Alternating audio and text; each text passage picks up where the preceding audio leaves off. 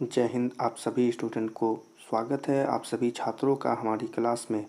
आज की क्लास में हम साइंस के महत्वपूर्ण और वीवीआई ऑब्जेक्टिव क्वेश्चंस आप सभी छात्रों के लिए लेकर के आए हैं, जो आपके बिहार बोर्ड मैट्रिक बोर्ड परीक्षा 2024 के लिए बहुत ही महत्वपूर्ण है।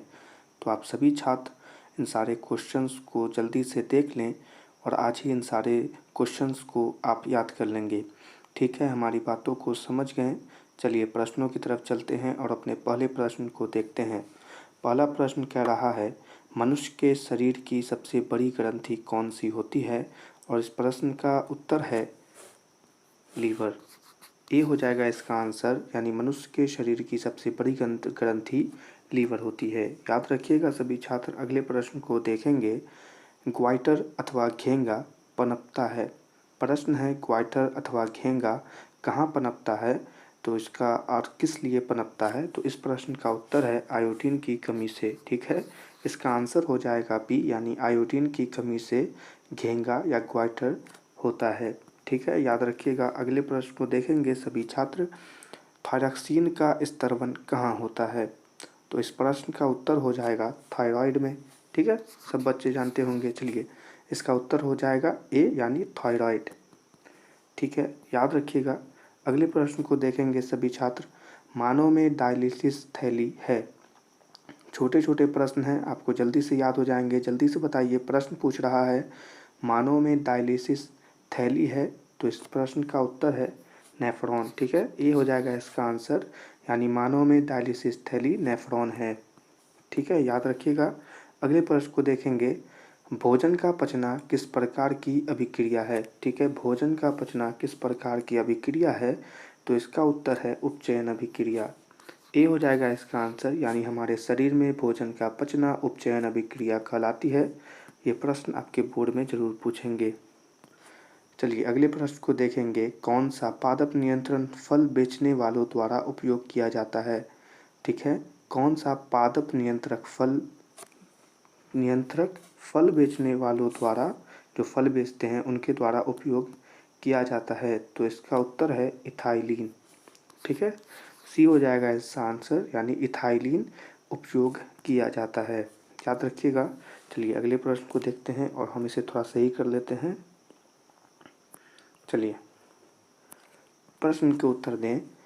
वह संरचना जो उद्दीपन की पहचान कराती है क्या कहलाती है?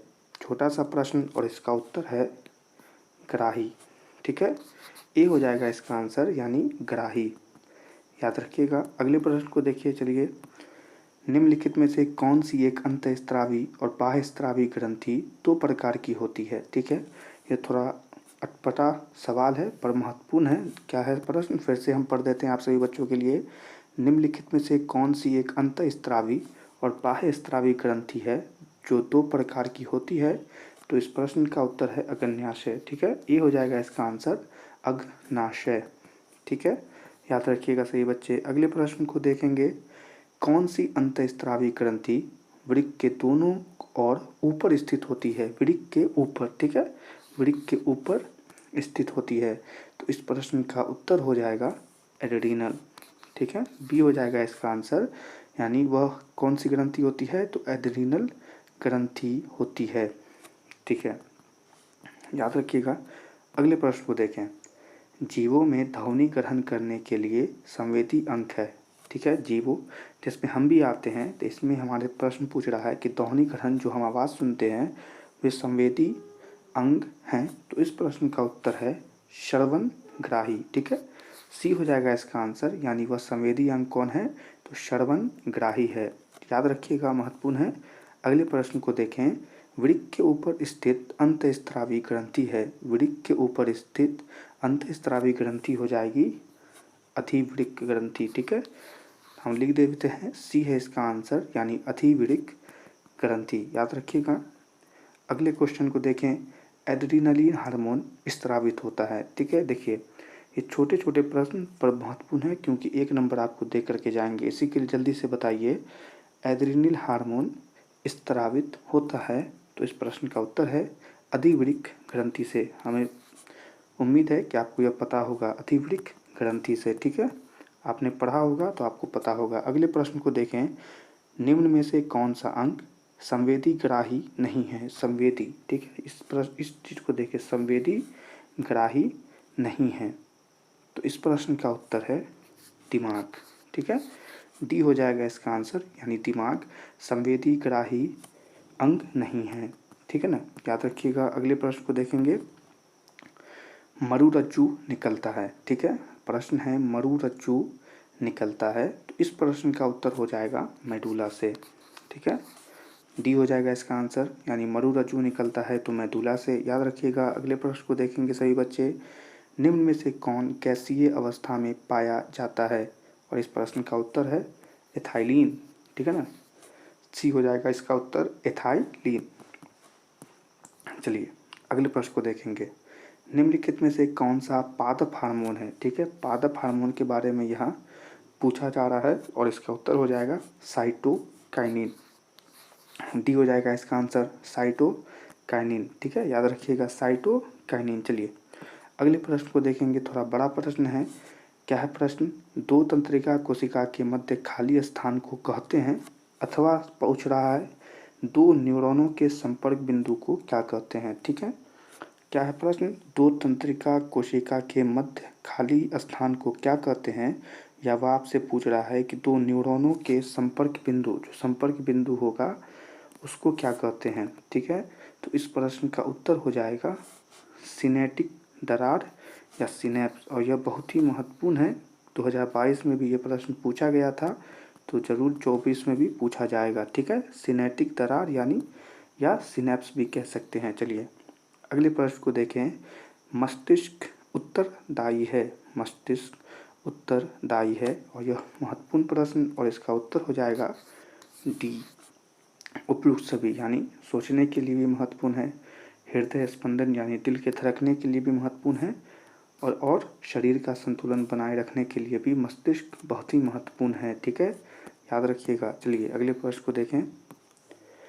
बहुकोशिकीय जीवों में निम्न में से किस प्रकार का समन्वय पाया जाता है, तो इस प्रश्न का उत्तर क्या हो जाएगा? उपयुक्त दोनों। सी हो जाएगा इसका आंसर, यानी रासायनिक समन्वय और तांत्रिक समन्वय, ठीक है। महत्वपूर्ण है और आसान भी है, और ऐसे प्रश्नों को ज़्यादा ध्यान देंगे जिसमें दो सही उत्तर हो, ठीक है ना। चलिए अगले प्रश्न को देखेंगे। तंत्रिका कोशिकाएं कितने प्रकार की होती हैं, तो इस प्रश्न का उत्तर है कि 3 प्रकार की होती है। सी हो जाएगा इसका आंसर, यानी तंत्रिका कोशिकाएं 3 प्रकार की होती है। याद रखिएगा। अगले प्रश्न को देखें। 1 मिनट रुक जाए, हम थोड़ा इसे सही कर लें, रुक जाए 1 मिनट। चलिए अगले प्रश्न को देखिए। प्रतिवर्ती चाप कहाँ बनते हैं? प्रतिवर्ती चाप के बारे में पूछ रहा है, वो कहाँ बनते हैं? मरुरज्जु में बनते हैं, या मेरुरज्जु कह सकते हैं। ए हो जाएगा इस प्रश्न का उत्तर, मेरुरज्जु, ठीक है। चलिए अगले प्रश्न को देखेंगे।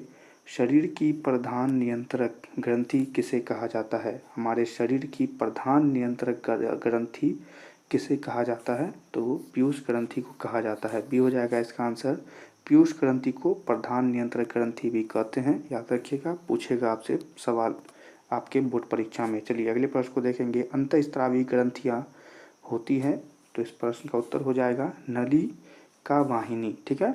ये हो जाएगा इसका उत्तर, यानी नलिका वाहिनी, या नलिका वाहिन कह सकते हैं, नलिका विहीन, नलिका विहीन भी कहते हैं, ठीक है। याद रखिएगा। अगले प्रश्न को देखेंगे। लैंगरहैंस की दीपिकाएँ पाई जाती है, और यह एक वीवीआई क्वेश्चन है, क्योंकि हम बोल रहे हैं लैंगरहैंस की दीपिकाएँ पाई जाती है अग्न्याशय में। डी हो जाएगा इसका आंसर, अग्न्याशय में पाई जाती है, आप याद रखिएगा।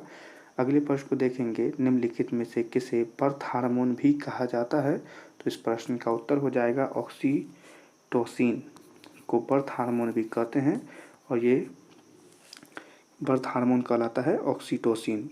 तो ये क्वेश्चन समाप्त होते हैं जो आपके साइंस के थे, आपके बिहार बोर्ड मैट्रिक बोर्ड परीक्षा 2024 के लिए बहुत ही महत्वपूर्ण और बहुत ही वीवीआई।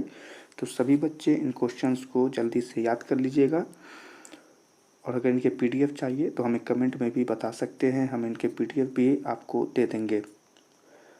अगर आपने अभी तक हमारे चैनल को सब्सक्राइब नहीं किया है तो अपने 2024 मैट्रिक बोर्ड परीक्षा के लिए जल्दी से हमारे चैनल को सब्सक्राइब कर लें, क्योंकि हम आपके लिए इसी प्रकार से महत्वपूर्ण ऑब्जेक्टिव और सब्जेक्टिव प्रश्नों को लेकर के आते रहेंगे आपके बोर्ड एग्ज़ाम तक। और आपको यह क्लास अच्छी लगी हो तो इस क्लास को लाइक कर दीजिएगा। हम सभी बच्चों से मिलेंगे अगली क्लास में, तब तक के लिए सभी छात्रों को जय हिंद।